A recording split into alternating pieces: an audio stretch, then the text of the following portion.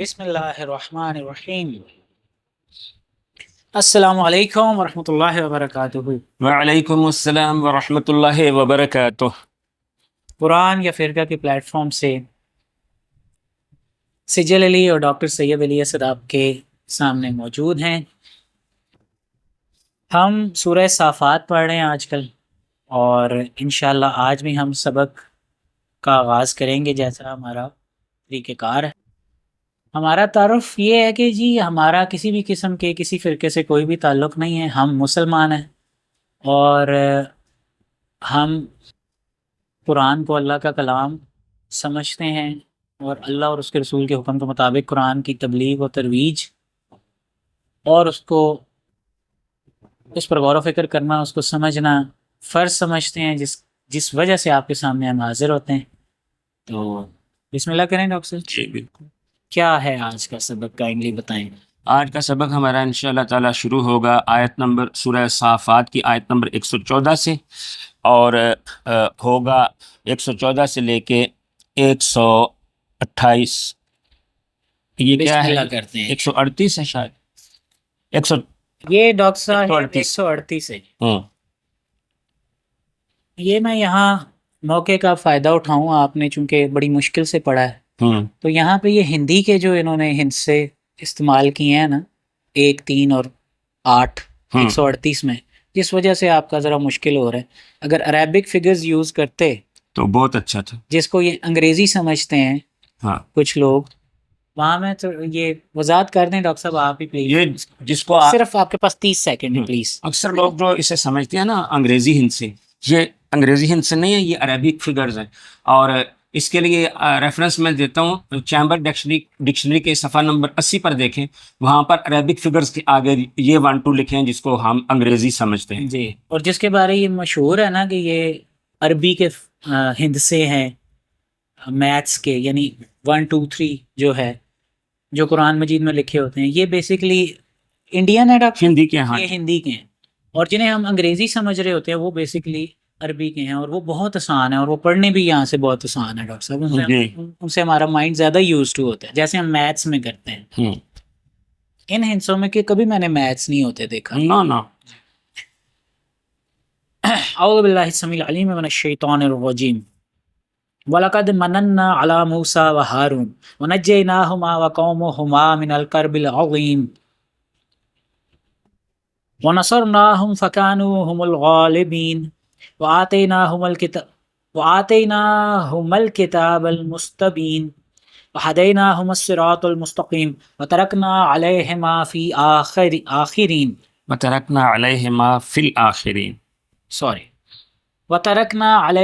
فِي الْآخِرِينَ سلام علی موسیٰ وہارون انا کذالک نجزی المحسنین انہما من عبادنا المؤمنین وان الیاس لمن المرسلین اذ قال لقومہ الا تتقون اتدعون بعلا وتذرون احسن الخالقین اللہ ربکم ورب آبائکم الاولین فکذبوہ فانہم لمحضرون الا عباد اللہ المخلصین وترکنا علیہ فی الآخرین سلام علی الیاسین انا کذالک نجزی المحسنین انہ من عبادنا المؤمنین وان لوطا لمن المرسلین اذ نجیناہ واہلہ اجمعین الا عجوزا فی الغابرین ثم دمرنا الآخرین وَإِنَّكُمْ لَتَمُرُّونَ عَلَيْهِمْ مُصْبِحِينَ وَبِاللَّيْلِ أَفَلَا تَعْقِلُونَ۔ صدق اللہ العظیم، جزاک اللہ۔ اور من کیا ہم نے موسیٰ اور ہارون پر، اور نجات دی ہم نے ان دونوں کی قوم کو بہت عظیم کرب سے، اور مدد کی ہم نے ان دونوں کی، پس ہوئے وہ غلبے والے، اور دیا ہم نے ان دونوں کو مستبین کتاب، خوب روشن کتاب ہم نے ان دونوں کو دی۔ دونوں سے مراد ہے کہ وہ جو بھیجی تھی دونوں کی طرف تھی نا، یہ تو نہیں کہ ان دونوں کو علیحدہ علیحدہ دی گئی، نہیں، اور ہدایت کی ہم نے ان دونوں کی صراط مستقیم سے، اور چھوڑا ہم نے ان دونوں کو، یا ان دونوں پر، بیچ دوسروں کو، یعنی ان دونوں کے طریقے پر، بعد والوں کو۔ سلام ہے موسیٰ اور ہارون پر، یقیناً ہم ہیں کہ اسی طرح سے ہم جزا دیتے ہیں نیک لوگوں کو. یقیناً وہ دونوں ہمارے مومن بندوں میں سے تھے، اور یقیناً الیاس ضرور مرسلین میں سے ہے. جب اس نے کہا اپنی قوم سے کیا نہ تم تقوی کرو گے، کیا تم پکارتے ہو بال کو اور تم چھوڑ دیتے ہو خالقین کے احسن، یعنی سب سے اچھا خلق کرنے والے کو. بال جو تھا یہ کیا تھا؟ بت کا نام تھا. اللہ تمہارا رب ہے اور تمہارے آبا و اجداد کا پہلے آبا و اجداد کا بھی رب ہے. بس جھٹلایا انہوں نے اسے، بس یقیناً وہ ضرور حاضر کیے گئے ہوں گے. مگر اللہ کے بندے مخلصین، یعنی مخلص کیے گئے اللہ کے بندے، وہ ان میں سے نہ ہوں گے. اور چھوڑا ہم نے اس پر بعد والوں میں یعنی الیاس کے طریقے پر سلام ہے یاسین پر. یقیناً ہم ہیں کہ اسی طرح سے ہم جزا دیتے ہیں نیک لوگوں. یقیناً وہ ہمارے مومن بندوں میں سے تھا. اور یقیناً لوط ضرور مرسلین میں سے ہے. جب نجات دی ہم نے اسے اور اس کے اہل کو سب کے سب، سوا وہ بڑھیا پیچھے رہنے والوں میں سے جو تھی. پھر تباہی ڈال دی ہم نے دوسروں پر، اور یقیناً تم ضرور شک کرنے والے گزرتے ہو ان پر، صبح پانے والے ہوتے ہیں. یعنی اور صبح رات کے کو وقت پر بھی، گزرتے ہیں. صبح اور رات کو بھی. کیا تو نہیں تم عقل سے کام لوگے؟ ماشاء اللہ ماشاء اللہ. اعوذ باللہ السمیع العلیم من الشیطان الرجیم.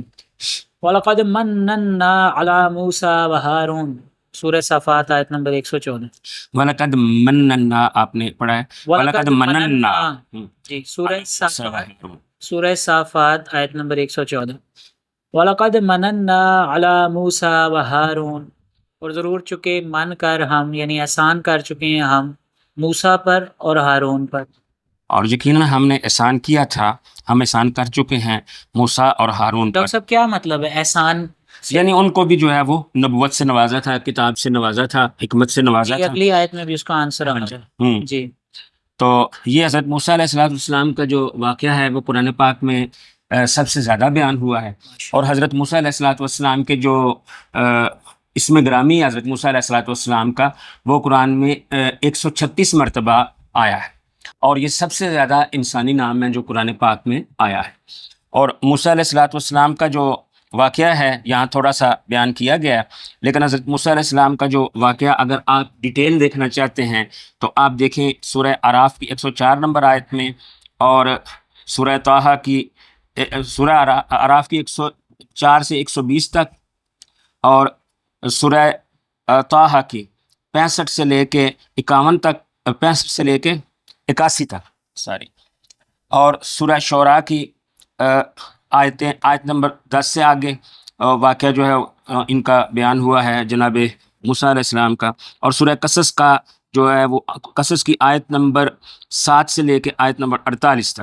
تو یہ جگہ آپ پڑھ لینا تو آپ کو موسیٰ علیہ السلام کا واقعہ جو ہے پورا صحیح انشاءاللہ سمجھ آ جائے. بہت ہی خوب ڈاکٹر صاحب، بہت ماشاءاللہ آپ نے یہ ہم جیسے لوگوں کے لیے، جو طالب علم ہیں قرآن پہ ریسرچ کرنے والے، اس کو سیکھنے والے، جو کہ سب کو ہونا چاہیے، ان کے لیے ماشاءاللہ یہ بڑی آسانی ہے کہ یہاں وہ دیکھ سکتے ہیں. کون سا رہ گیا؟ یہ پتہ نہیں کیا لکھا ہوا ہے، مجھے سمجھ نہیں آیا.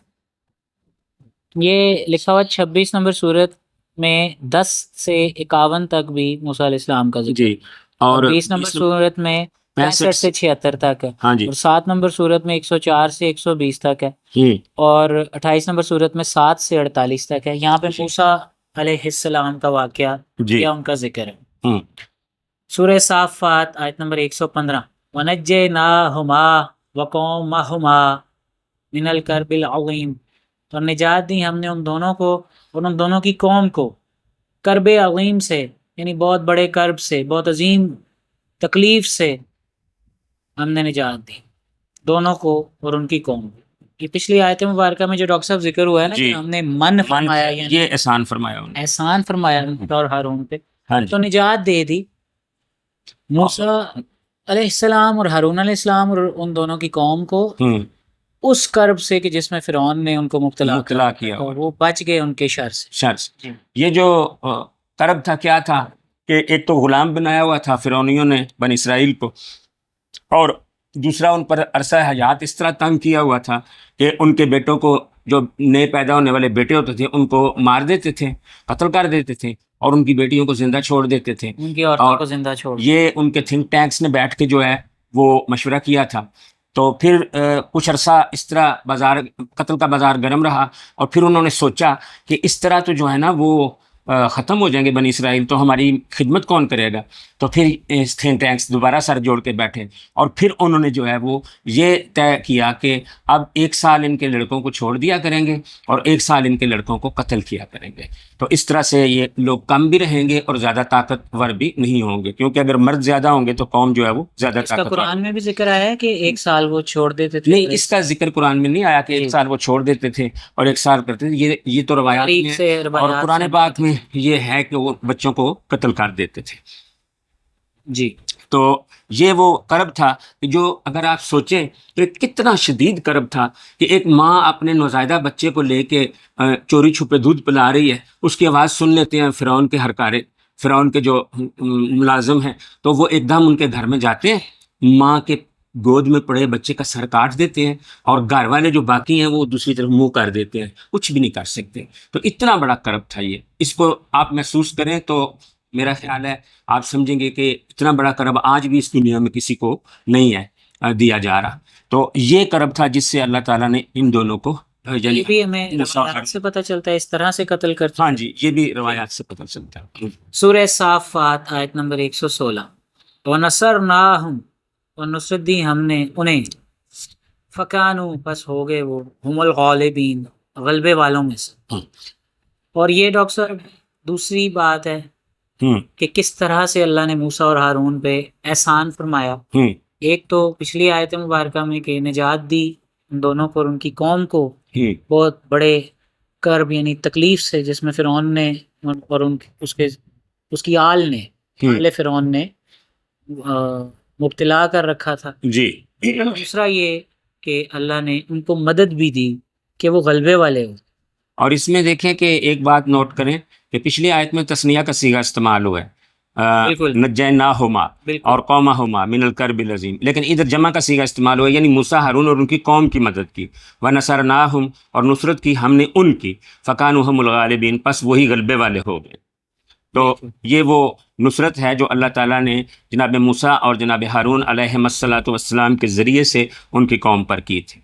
اب یہ جو غلبہ یعنی کیا کہیں گے، ان پر طاقت پا لی تھی انہوں نے، ان پر غلبہ فتح پا لی تھی، کیونکہ فرعون اور اس کے فوج فرعون اور اس کی فوج جو ہے وہ غرق ہو گئی، اور موسیٰ اور ہارون اور ان کی قوم جو ہے وہ دریا سے پار اتر چکی تھی. اور جب ان کی آنکھوں کے سامنے فرعون اور اس کی فوج جو ہے وہ ساری کی ساری، اللہ فرماتا ہے کہ ان کے مسکنوں کا اور باغات کا وارث ان کو بنا دیا. تو موسیٰ علیہ السلام واپس نہیں لوٹے تھے. اس میں جو ہے نا وہ قرآن سے تو ویسے نہیں، قرآن پاک سے جو ہے نا زیادہ وضاحت نہیں ہوتی اس بات کی کہ وہ واپس ہوئے تھے، لیکن انہیں وارث بنا دیا تھا. جب یہ کہا گیا ہے نا انہیں وارث بنا دیا گیا تھا، تو اس سے کچھ مفسرین نے لکھا ہے کہا گیا یا موسیٰ علیہ السلام کو، ان لوگوں کو، ہم سب کو. ہاں جی. تو وہ کہتے ہیں کہ کچھ مفسرین نے کہا ہے کہ کچھ لوگ جو ہے نا بنی اسرائیل کے وہ واپس چلے گئے تھے اور انہوں نے مصر کا ملک جو ہے سنبھال لیا تھا، لیکن اس پہ کوئی حتمی رائے قائم نہیں ہوئی. لیکن وہ جو واقعات ہیں کہ جس میں موسیٰ علیہ السلام جب قوم کے ساتھ جاتے ہیں تو وہاں پہ کچھ ایک ایسی قوم کے لوگ ہوتے ہیں جو بتوں کی پرستش کر رہے ہیں. جی. تو یہ واقعہ پھر آگے جو سامری کا بچڑا بنانے کا واقعہ، سامری کا بچڑا بنانے کا واقعہ، ہاں بالکل، وہ بھی بعد میں ہوا. اور پھر وہ ایک قوم پر حملہ کرنے کا واقعہ، یہ بعد کے ہیں، یہ بعد کے ہیں، یہ بعد کے ہیں، یہ بعد کے واقعات ہیں، کیونکہ اس سے پہلے تو قوم نکل ہی نہیں سکتی تھی، وہ تو غلبے میں تھی، مغلوب تھی، وہ فرعون کے غلبے میں تھی. جی جی، ایسا یہ جملہ ٹھیک ہے کہنا؟ جی، فرعون کا غلبہ تھا ان پر. جی بالکل ٹھیک. تو اس وجہ سے یہ بعد کے واقعات ہیں، اس بات پہ دلالت کرتے ہیں کہ وہ کچھ لوگ ہی آئے تھے وہاں پہ، یا اس بات پر بھی ہو سکتا ہے کہ شاید وہ وہاں سے پورا سفر کر کے تو واپس لوٹ آئے ہوں اپنے مسکنوں میں، قوم. اور وہ جو ہے پھر ان چیزوں کا وارث ہم نے بنی اسرائیل کو بنا دیا. اس سے بعض لوگ یہ تعبیر لیتے ہیں کہ اس کا مطلب ہے کہ جیسے وہ اپنے ملک میں جو ہے نا سہولیات تھی ان کے پاس اور وہ اس کے مالک تھے, ایسی سہولیات بنی اسرائیل کو بھی اللہ تعالیٰ نے اس نجات کے بعد دے دی. لیکن ڈاکٹر صاحب وہاں پہ تو قرآن مجید کے جو الفاظ ہیں تو کیا نا ان کے باغات کا اور جگہ کا, جگہ کا ورڈ نہیں ہے یا باغات کا بھی ورڈ نہیں ہے. ہاں نہیں, ان کے والا اس میں نہیں ہے. نہیں ڈاکٹر صاحب مجھے یاد پڑتا ہے, ہو سکتا ہے میں غلط ہوں, کہاں پہ ہے واقعات ذرا دیکھ لیں, یہ 2 منٹ لگ جائیں گے دیکھ لیں. یہ اس کو یاد نہیں آ رہا, آپ چیک کریں نا, میں بھی چیک کرتا ہوں. وَأَوْرَثْنَا آئے گا لفظ, وَأَوْرَثْنَا سے دیکھیں. موجم رکھا کریں آپ, نیکسٹ ٹائم رکھیں گے ہم انشاءاللہ. کیا خیال ہے؟ بالکل ایسا ہی.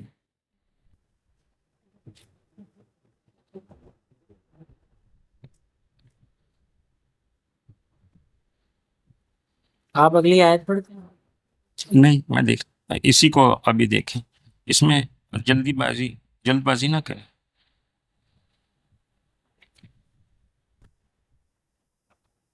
یہ دیکھیے فَأَخْرَجْنَاهُمْ مِنْ جَنَّاتٍ وَعُيُونٍ, شعراء 26 نمبر سورت 59 کھولیں نا. 59 اچھا جی, یہ میرے پاس ہی.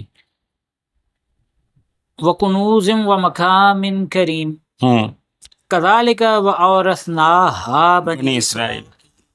اب یہاں پہ کیٹیگوریکلی مینشنڈ ہے کہ ہم نے یعنی فرعونیوں کو ان کے باغات اور چشموں سے نکال باہر کیا, اور اسی طرح سے ہم نے وارث کیا انہیں یعنی جنتوں اور چشموں کا وارث ہم نے بنی اسرائیل کو کیا. کیٹیگوریکلی بیان کیا, یہ عام بات نہیں ہے. کیوں جی؟ جی. اور وَأَوْرَثْنَا الْقَوْمَ, یہ اب اعراف کی 137 ہے. وَأَوْرَثْنَا الْقَوْمَ الَّذِينَ كَانُوا يُسْتَضْعَفُونَ مَشَارِقَ الْأَرْضِ وَمَغَارِبَهَا باركنا فيها. جو کمزور کیے گی قوم تھی ان کو ہم نے وارث کیا ڈاکٹر صاحب, ہاں جی, زمین کے مشرق اور اس کی مغرب کا, وہ کہ جس میں ہم نے برکت دے رکھی تھی. یعنی وہ نہ صرف ان کے باغات اور چشموں پر قابض ہوئے موسیٰ علیہ السلام کی قوم, بلکہ مزید بھی پھیلاؤ اللہ نے ان کو عطا فرمایا.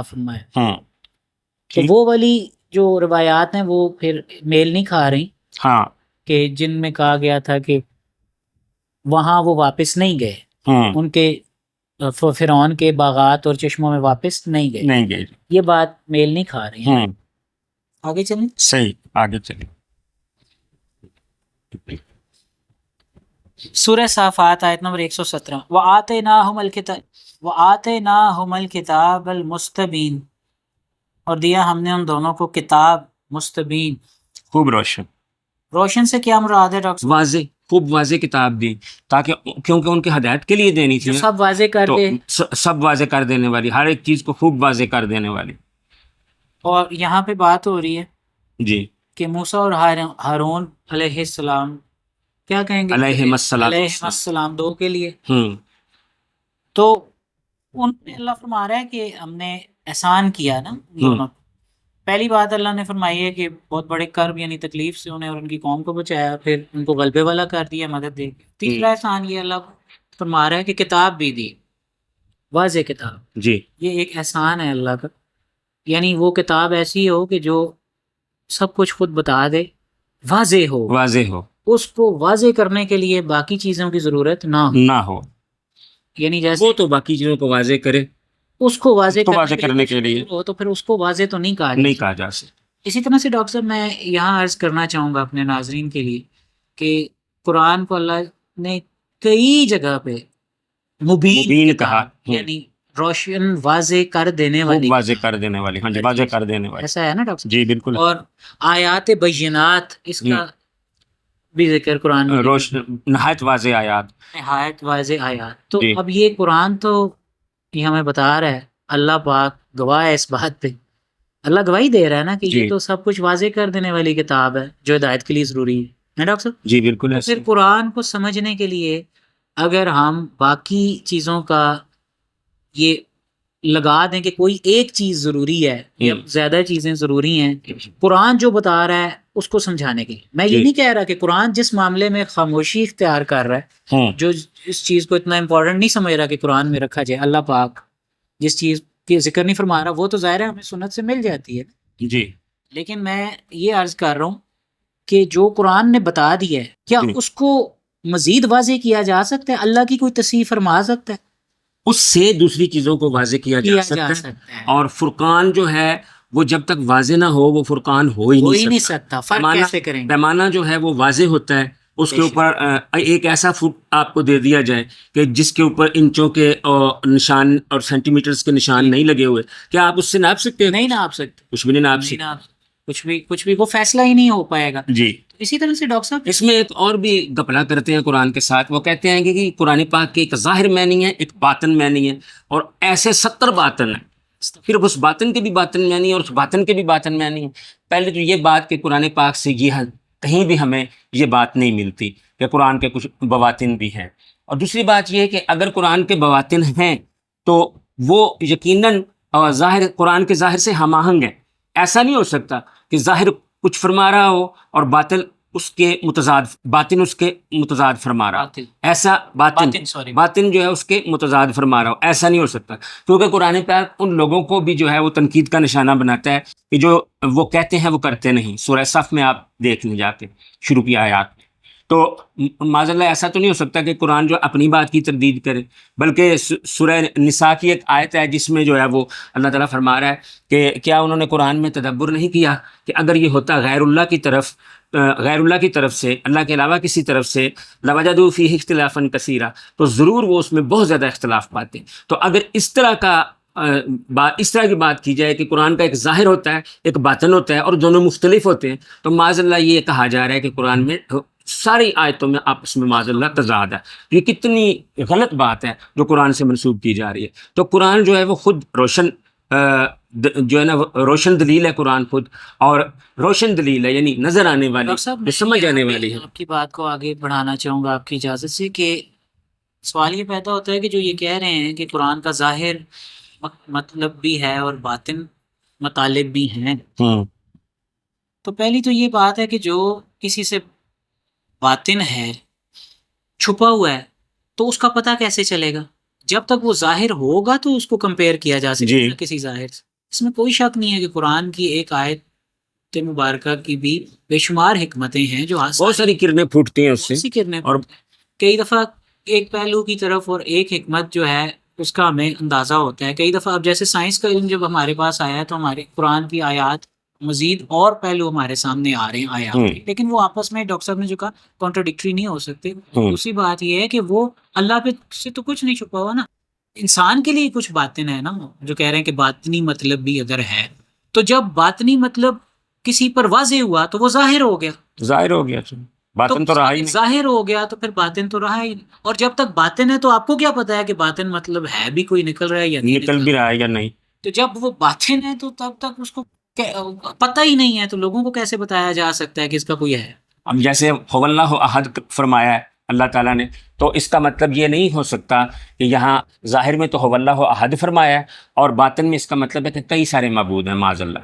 تو ایسا کوئی کر سکتا ہے؟ کبھی بھی نہیں کر سکتا. بے شک. سورہ صافات آیت نمبر 118، وَهَدَيْنَاهُمَا الصِّرَاطَ الْمُسْتَقِيمَ، اور ہدایت دی ہم نے ان دونوں کو سیدھے راستے کی. تو بات ہو رہی ہے ڈاکٹر صاحب موسیٰ علیہ اور ہارون علیہ السلام کی. اللہ فرماتا ہے ان پہ ہم نے احسان کیا ان کی قوم کو، اور انہیں ہم نے بہت بڑے کرب یعنی تکلیف سے نجات دی. دونوں کی نصرت کی اور سب کی نصرت کی، اللہ نے مدد فرمائی ان کی، غالبہ آ گئے، اور پھر واضح روشن کتاب انہیں دی، ان دونوں کو دی جی. اور اس کے بعد ذکر ہے کہ ہم نے ان کی سیدھے راستے کی طرف ہدایت. اب یہاں پہ واؤ کو آپ یعنی بھی کہہ سکتے ہیں، وَآتَيْنَاهُمَ الْكِتَابَ الْمُسْتَبِينَ یعنی وَهَدَيْنَاهُمَ الصِّرَاطَ الْمُسْتَقِيمَ. تو یہ کتاب مستبین جو ہے یہ اصل میں صراط مستقیم. بے شک. ڈاکٹر صاحب یہاں پہ صراط مستقیم کے ساتھ ان دونوں کا ذکر ہے جی انبیاء کا، تو یہاں پہ جو باقیوں کا نہیں آیا کہ ان کو صراط مستقیم کی طرف دعوت. یہ اصل میں صراط مستقیم کے مثالی فالوور ہیں جو جناب موسیٰ علیہ الصلوۃ والسلام اور جناب ہارون علیہ الصلوۃ والسلام، تو ان کا مثالی فالورز کے طور پر یہاں ذکر آیا، اور ظاہر ہے کہ غیر نبی جو ان کی قوم کے افراد تھے وہ مثالی فالور نہیں تھے اور نہ ثابت ہوئے۔ پورے قرآن سے آپ دیکھیں کہ انہوں نے کیسی کیسی باتیں کی اور کیسی کیسی شرارتیں۔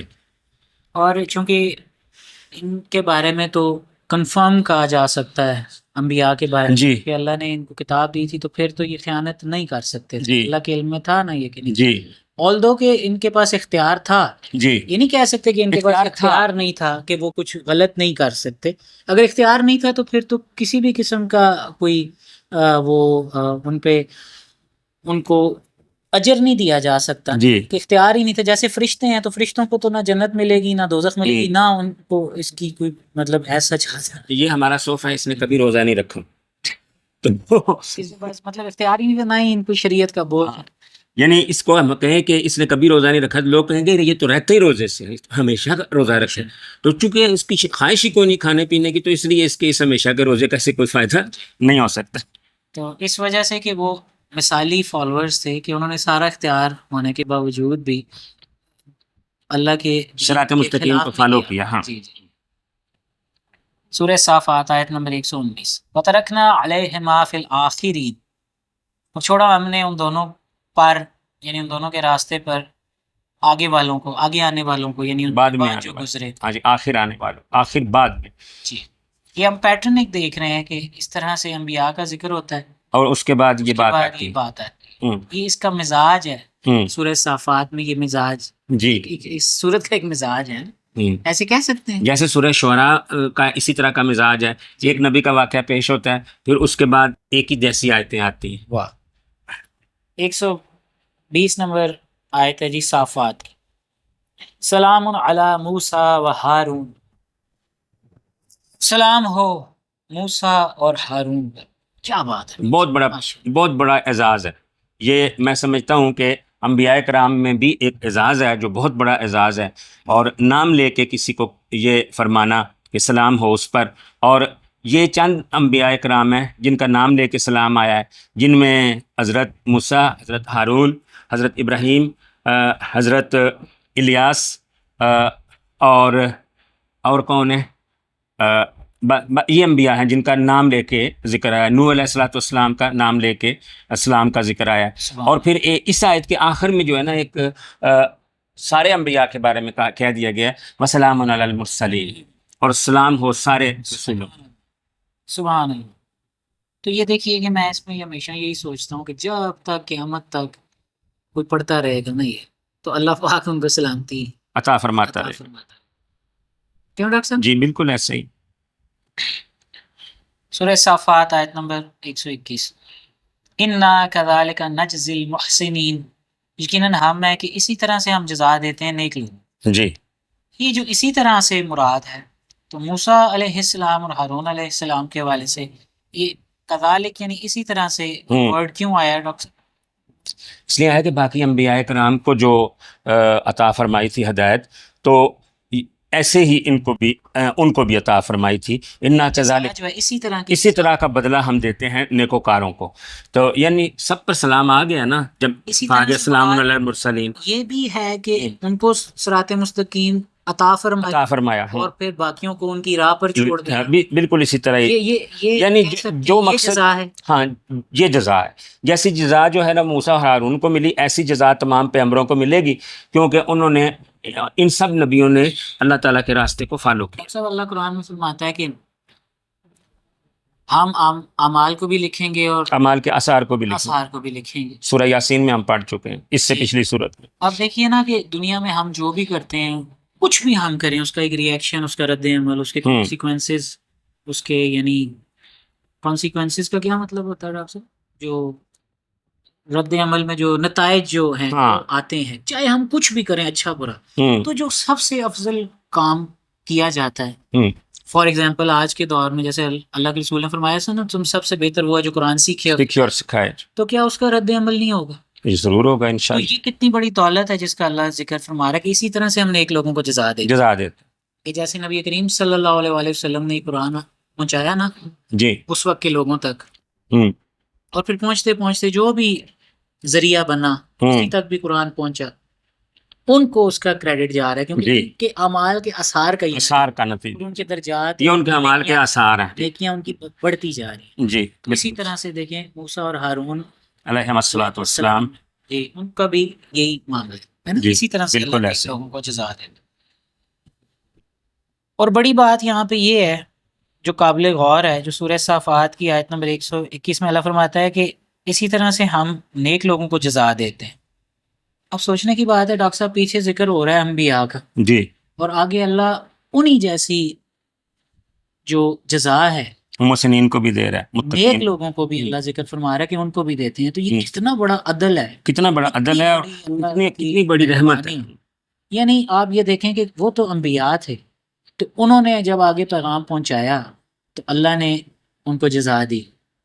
سیم ان کی قوم پر بھی اپلائی تھا کہ ان کی قوم میں سے جنہوں نے اسی سنت پر عمل کرتے ہوئے اللہ کے کلام کو پر عمل کیا اور اس کو آگے پہنچایا جی اللہ فرماتا ہے ان نیک لوگوں کو بھی ہم ویسا ہی اجر ایسا ہی اجر انبیاء جیسا اجر مل رہا ہے ڈاکٹر صاحب. جی. یہ عام بات تو نہیں ہے. جی بالکل ایسے ہی. کیسا اللہ کا عدل ہے. یہ تو قرآن کی ایک آیت میں یہ بھی مفہوم ہے نا کہ جنہوں نے انبیاء کے رستے کی پیروی کی تو وہ انبیاء کے ساتھ ہوں گے.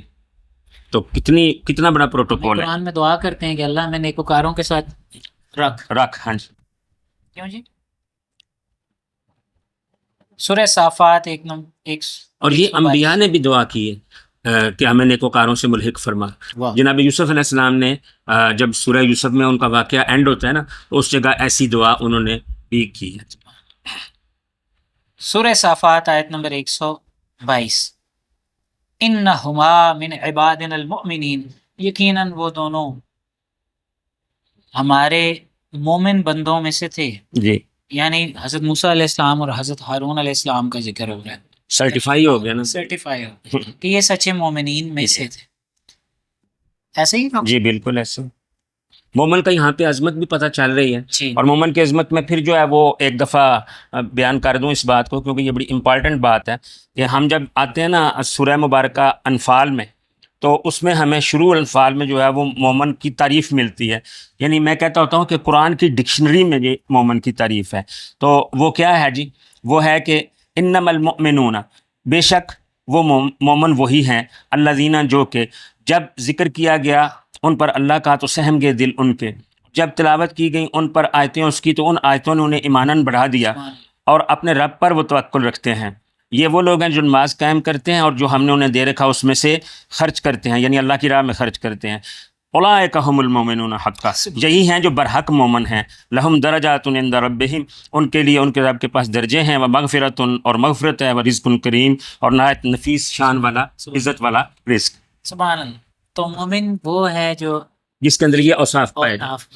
وہ سچا مومن سچا مومن. حق کا اولئک کیا تھا وہ اپنے مومن ہونے میں سچ ہے. نہیں وہ عربی کیا تھی؟ اولئک هم المؤمنون حقا. وہ سچے مومن ہیں. باقی مومن تو ہیں کیونکہ جو دعویٰ کرے گا اس کو ہم مومن نہیں مانیں گے. ہاں یہ بھی ڈاکٹر صاحب ضروری ہے نا. ضروری ہے. کہہ رہا ہے کہ یار میں ایمان لے آیا ہوں تو اب آپ اس کو مان لیں کہ وہ ایمان لے آیا ہے. یہ نہیں آپ کر سکتے نہیں لایا اس کو قتل کر دیں یا استغفر اللہ اس کو کافر کافر کہنا شروع کر دیں. وہ لے آیا ہے اب وہ اپنے ایمان کو سچا کر کے دکھائے گا تو سب کو پتہ چل جائے گا. اور جتنا وہ متقی اور جتنا وہ ہوگا کیا کہتے ہیں ایمان اس کا ہوگا اور جتنا وہ تقوی والا ہوگا اتنا ہی بڑا ولی ہوگا. سبحان اللہ. سورہ یونس کی آیت نمبر 62-63. ہاں جی 62-63 فرماتا ہے کہ اولیاء اللہ وہ ہیں کہ جن پر قیامت کے بعد نہ کوئی خوف ہوگا نہ کوئی غم ہوگا. جی. تو پھر یہ اگلی آیت جو ہے نا اس میں اللہ تعالیٰ فرما رہا ہے الذین آمنوا وکانوا یتقون. یہ وہ لوگ تھے جو ایمان لائے اور تقوی پر گامزن رہے. بہت سورہ صافات آیت نمبر 122 وَإِنَّ إِلْيَاسَ سوری آیت نمبر 123 ہے. نہیں ڈاکٹر صاحب الیاس والی نہیں ہم نے پڑھی نا. ہاں یہی پڑھنی ہے. وَإِنَّ إِلْيَاسَ لَمِنَ الْمُرْسَلِينَ. ڈاکٹر صاحب سوری 23 ہے. 23 ہے. یہ وہی ہے نا. یہ ان سے جو ہے 3 اور 2 کا جو ہے نا وہ نہیں پہچان نہیں. مجھے یقین کریں کہ آپ نے کیسے دیکھ لی؟ بس میں نے پچھلی کو دیکھا نا. میں نے پچھلی کو دیکھا نا 22 بلا پھر 23 ہی ہوگا. قریب سے دیکھیں تو نظر آ رہا ہے. ہاں جی ٹھیک ہے. سورہ صافات آیت نمبر 123 وَإِنَّ إِلْيَاسَ لَمِنَ الْمُرْسَلِينَ اور یقیناً الیاس ضرور مرسلین میں سے یعنی بھیجے گئے میں سے ہے رسولوں میں سے ہے. حضرت الیاس علیہ السلام کا ذکر ہے ڈاکٹر صاحب جی کہ وہ بھی رسول تھے، وہ بھی رسول، جن انبیاء کا یا رسولوں کا نام اللہ نے قرآن مجید میں لیا ہے، ان میں سے ایک سے یہ بھی ہیں، لیکن ان میں ایک مزے کی بات ہمیں بتائیں نا کہ ان کے ایک سے زیادہ نام قرآن میں، ہاں، ان کا الیاس بھی نام آیا ہے اور الیاسین بھی آیا ہے۔ 130 نمبر میں ہاں الیاسین۔ یہ بالکل ایسے ہے کہ جیسے طور سینا بھی آیا ہے قرآن میں اور طور سینین بھی آیا ہے، تو یہ ایک ہی، جیسے جناب یونس علیہ السلام کا نام جو ہے وہ یونس بھی آیا ہے قرآن میں، اور ذنون بھی آیا ہے، اور ذنون کا مطلب مچھلی والا ہی ہوتا ہے، اور صاحب الحوت بھی آیا ہے، صاحب الحوت مچھلی والا، یعنی کہ وہ بھی مچھلی والا، ہاں جنہیں مچھلی کھا گئی تھی، ان کا واقعہ بھی کل انشاءاللہ آئے گا اس میں صفات میں۔ جی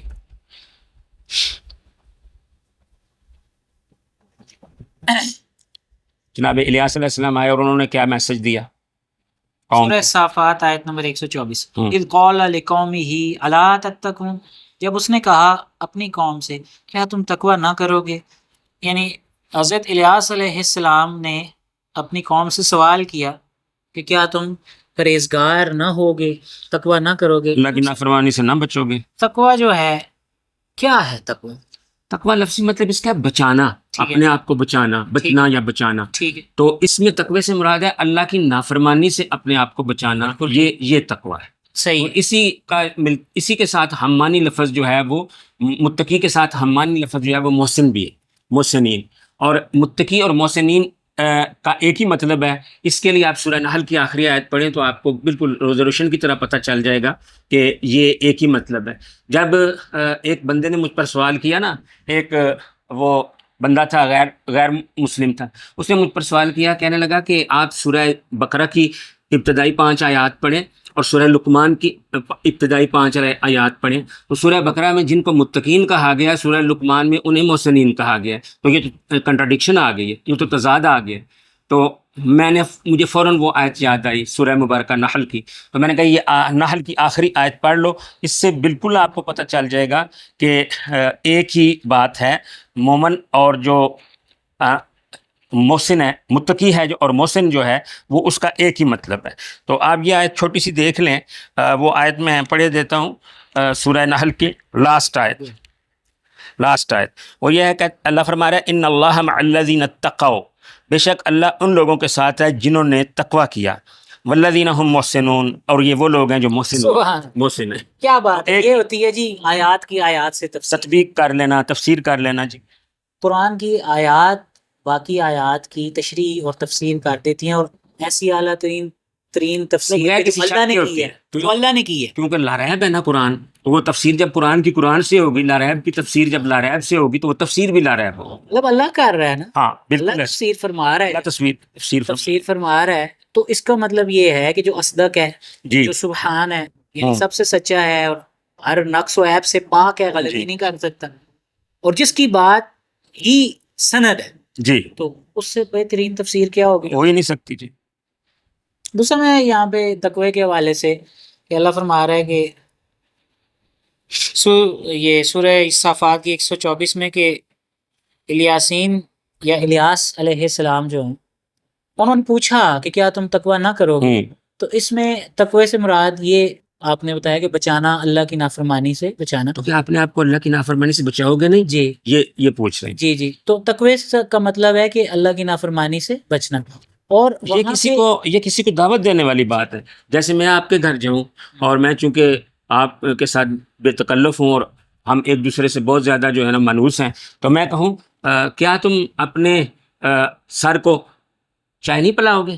اس کا کیا مطلب ہوگا کہ مجھے چائے پلاؤ؟ اس میں کوئی شک نہیں، میں عرض کر رہا تھا کہ سورہ یونس کی آیت نمبر 62-63 میں جو وصف اوصاف 2 بیان ہوئے ہیں کہ الذین آمنوا وکانوا یتقون، یہ ہوئے ہیں ولی اللہ کے لیے، اولیاء اللہ کے لیے، کہ اگر کوئی ولی بننا چاہتا ہے تو 2 کام کرے، ایمان اور تقوی۔ ایسے ہی ڈاکٹر میں ریکویسٹ کروں گا ایک 63 آیت یہ ہے، الا ان اولیاء اللہ لا خوف علیہم ولا هم یحزنون، خبردار آگاہ ہو جاؤ، بے شک اولیاء اللہ ہیں کہ نہ ان پر کوئی خوف ہوگا اور نہ وہ غمزدہ ہوں گے۔ تو یہ قیامت کی بات ہو رہی ہے، قیامت کے بعد۔ الذین، اب میں یہ کیوں کہہ رہا ہوں کہ قیامت کے بعد کی بات ہو رہی ہے، قیامت سے پہلے کی دنیا کی بات پہلے نہیں ہو رہی، کمپلیٹ کریں نا، اس کے بعد تو الذین، یہ وہ لوگ ہیں آمنو جو ایمان لائے، وکانوا یتقون، اور وہ تقوی پر گامزن رہے. یہاں سے ہم کہہ رہے ہیں کہ تقوی جو ہے نا جی اس آیت کے ساتھ ریلیٹ کر رہے ہیں صافات کی 22 کے ساتھ 24 کے ساتھ جی 124 کے ساتھ، کہ تقوی ہی وہ صفت ہے کہ جو انسان کو ایمان کے بعد ولی ایمان کے ساتھ ولی کے درجے ضروری پر ہے، ولی کے لے درجے جائے. پر فائز کرتی ہے. اور اس کا یہ بھی پتہ چلتا ہے کہ جنت میں صرف اولیاء اللہ ہی جائیں گے، گے. ہاں بالکل اور سب کو ولی بننے کا حکم ہے اللہ کی طرف سے، کیونکہ ایمان اور تقوی سب پر فرض ہے. فرض ہے. تو ولی بننا فرض ہے آپ لوگوں کو. جی ایسے نجات نا کی قرآن تو یہ نجات قرآن ولی کی یہی ڈیفینیشن بتا دیں. ہاں آپ ڈاکٹر صاحب عرض کر رہے تھے سورہ یونس کی آیت نمبر 62 میں کہ اللہ نے فرمایا ہے کہ اولیاء اللہ جو ہیں ان پر نہ کوئی خوف اور نہ وہ غمگین ہوں گے. تو کیا آپ کہنا چاہ رہے ہیں کہ یہ خوف اور دنیا یہ میں خوف ہوتا ہے، غم جو ہے یہ آخرت بڑے کے بعد نہ ہوگا؟ ہم قرآن سے جو ہے نا یہ پڑھتے ہیں کہ بڑی بڑی ہستیوں کو بھی خوف ہوتا ہے. جیسے کہ ہمیں پتہ ہے کہ نبی صلی اللہ علیہ وآلہ وسلم کے زمانے میں بھی نماز خوف پڑھی گئی ہے، کافروں کا خوف تھا. اور جناب موسیٰ علیہ الصلوۃ والسلام جو ہیں وہ جب جادوگروں کے سامنے آئے اور جادوگروں نے اپنے حربے پھینکے، اور وہ موسیٰ علیہ السلام جو ہے نا وہ تھوڑا سی خوف زدہ ہو گئے. خوف زدہ کس بات سے ہو گئے کہ لوگ جو ہے نا ان کی بات نہ مان لیں کہیں. تو اللہ تعالیٰ نے فرمایا لا تخف. پھر اسی طرح جناب موسیٰ سچ مچ خوف زدہ ہوئے ہیں. جب سانپ بنا تھا طور پر ان کا عصا، تو اس وقت موسیٰ علیہ السلام نے پیٹھ پھیرا لی اور موسیٰ بھاگنے لگا. تو ہم نے کہا آگے آ، اٹھا لے اسے، ہم اس کو پہلی حالت پر لوٹا دیں گے، تو خوف نہ کر. اس کا مطلب دنیا میں خوف ہو سکتا ہے. اور جناب یعقوب علیہ السلام کی مثال ہمارے سامنے ہے کہ ان کے بارے اللہ تعالیٰ سورہ یوسف میں فرماتا ہے، جس کا مفہوم ہے کہ غم کی وجہ سے رو رو کے اس یعقوب کی آنکھیں جو ہیں ان کی بینائی جاتی رہی. تو اس سے آپ دلیل لے رہے ہیں کہ یہ قیامت کے بعد کا ذکر ہے، کہ قیامت کے بعد ان پر کوئی خوف نہ ہوگا اور نہ وہ غم زدہ ہوں گے، کیونکہ ابھی اس دنیا کا ذکر ہو نہیں سکتا تھا، ہو نہیں سکتا. کیونکہ جو کنفرم اس میں اولیاء اللہ آپ کو ہیں، پتہ ہے نا مشہور بات ہے کہ نبی صلی اللہ علیہ وسلم بھی عام الحزن مناتے ہیں، غم کا سال. بالکل انہوں نے منایا تھا. میں وہی عرض کر رہا تھا ڈاکٹر صاحب کہ اس دنیا میں خوف اور غم کنفرم جو اولیاء اللہ گزرے ہیں، جو انبیاء ہیں، ان کو بھی ہوا ہے. جی. تو قرآن جو ولی کی ڈیفینیشن بتاتا ہے جی وہ تو یہ ہے کہ ایمان اور تقوی. جی تو قرآن تو یہ دونوں چیزیں مسٹ قرار دیتا ہے، یعنی ضروری قرار دیتا ہے، لازم ہے کہ جو ایمان لائے گا اور تقوی کرے گا وہی بخشا جائے گا. وہی بخشا. اس کا مطلب ہے قرآن یہ فرما رہا ہے کہ صرف اولیاء اللہ ہی جنت میں جائیں گے، اور ہر شخص کو اللہ کا ولی بننے کا حکم ہے، کیونکہ اللہ کا ولی جو نہیں ہوگا تو وہ پھر شیطان کا ولی یا وہ غیر اللہ کا ولی ہوگا. بالکل. اولیاء الشیطان کا ذکر بھی تو قرآن میں ہے، اولیاء الطاغوت بھی ہیں. ہاں یہ بھی دو میرے خیال ہے. جی اولیاء طاغوت بھی ہیں. تو پھر اولیاء اللہ جو ہیں وہی بخشے جائیں گے، اور سب کو حکم ہے کہ وہ ولی بن جائے. جی یہاں جو ہمیں باقی لوگوں نے جو ولی کا مطلب سکھایا ہے اس کا قرآن سے کوئی تعلق قرآن سے وہ نہ حدیث سے تعلق. وہ دیکھیں نا نبی محترم صلی اللہ علیہ وآلہ وسلم کو بھی اللہ کہہ رہا ہے اعراف 188 میں کہ نہ تو جو ہے وہ اپنے کہہ دے کہ میں اپنے نفع نقصان کا بھی مالک نہیں ہوں، اور اگر میں غیب کا علم جانتا ہوتا تو میں بہت ساری اپنے لیے بلائی جمع کر لیتا اور کوئی تکلیف مجھے کبھی چھو کر نہ جاتی. تو یہ بات اس میں فرما رہے ہیں. تو آج ہمارے جو ولی اللہ ہے نا ان کا یہ تصور ہمارے معاشرے میں جو لوگوں نے ولی اللہ جن کو کہا کہ وہ کہتے ہیں اگر کوئی بندہ کہے نا کہ کل ایسے ہوگا، پیش کوئی کرے حالات کو دیکھ کے، اور دوسرے دن ایسے ہی ہو جائے، تو اس کے ساتھی کہتے ہیں یار تو ولی تیرے ہوں قبر تے جھنڈا لگنا چاہیے. یہ ولی کا تصور جو قرآن پیش نہیں فرماتا.